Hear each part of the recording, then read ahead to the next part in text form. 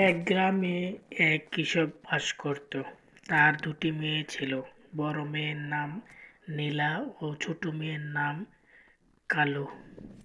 ছোট ছোট মেয়ের মন অনেক ভালো ছিল। সে গরিব দুঃখী মানুষকে সাহায্য করত। এদিকে বড় মেয়ে অনেক হিংসুটে ছিল। সে কারো ভালো দেখতে পারত না।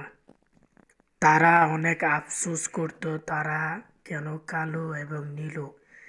আল্লাহর কাছে তারা সুন্দর হওয়ার জন্য প্রার্থনা করত। হঠাৎ একদিন তাদের বাড়িতে এক ভিখারি এলো।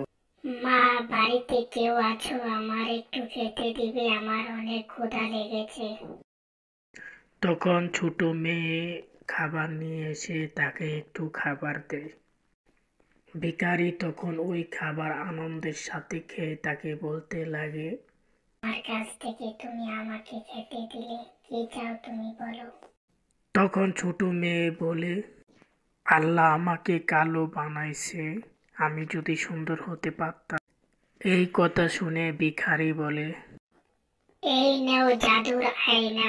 এই আয়নায় তুমি একবার মুখ দেখলে তোমাকে পরীর মতো সুন্দর লাগবে, ঠিক আছে?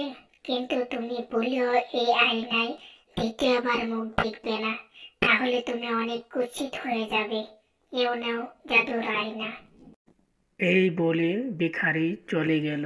ওই আয়নায় যখন ছোট মেয়ে তার চেহারা দেখলো, সে পরীর মতো সুন্দর হয়ে গেল।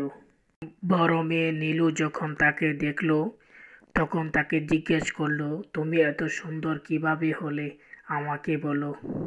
এই দেখো একটি জাদুর আয়না। এই আয়নায় একবার মুখ দেখলে তুমি অনেক সুন্দর হয়ে যাবে।